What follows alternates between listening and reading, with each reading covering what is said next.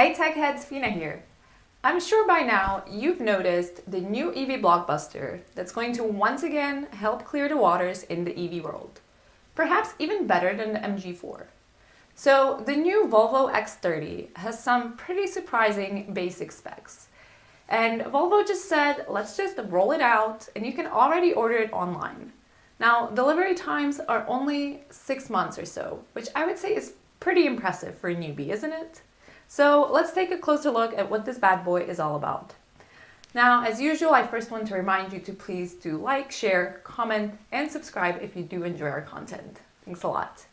All right, now that that's out the way, let's go take a look. So the cheapest version of the X30 in the UK starts at just £33,795 in the mid-range plus trim, which is already quite nicely equipped. So brace yourself. It comes with a 200 kilowatt engine and rear-wheel drive, which I love, and an NMC battery with 64 kilowatt hours of usable capacity, up to 153 kilowatts DC charging, and an 11 kilowatt onboard charger. So again, that's just the mid-range plus, the cheapest version. Then if you go all the way to the top ultra version, that actually will come with a 22 kilowatt three-phase onboard charger. So pretty amazing. I do think it's a bit of a pity that the 49 kilowatt hour usable LFP battery that we have available here is not actually available in the UK. I feel like that's perfect for, day-to-day driving, going shopping, all that kind of stuff. It's perfectly sufficient. And I think it's nice to be given that option. So personally, I always prefer having more options and choosing for myself what suits me best, as opposed to some manufacturers saying oh, they don't need the, small, wonderful, immortal, cheap LFP battery in the UK.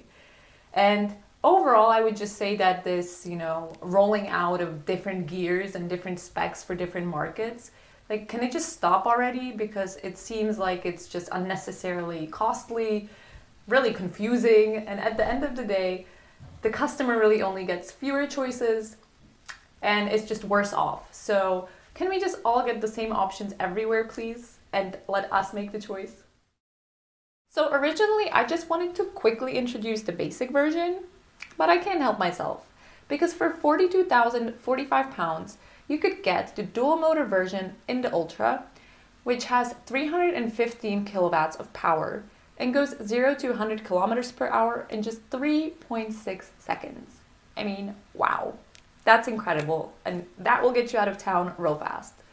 I did forget to mention that with the mid-range plus trim, which is the basic, you do go 0 to 100 kilometers per hour in 5.7 seconds, which is still very nice and very impressive.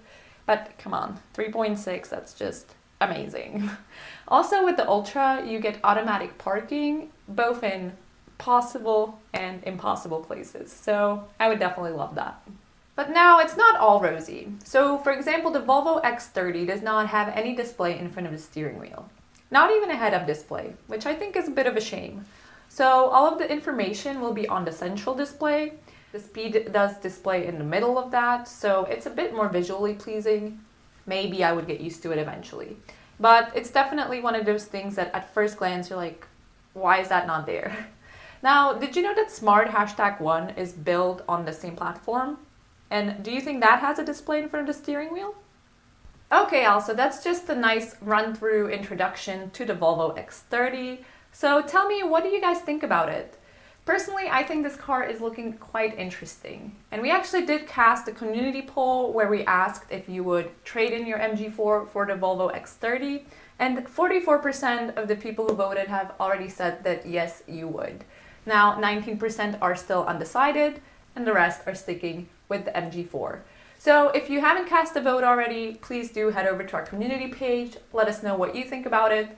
And for those of you who are interested or who are looking for more information, definitely stay tuned. I will be covering more about the Volvo EX30, be diving more into details on specs, trivia, all of that good stuff. And I also want to do a comparison video with the Smart #1.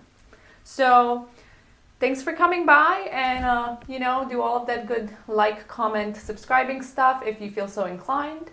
Thanks for being here, and I'll see you next time.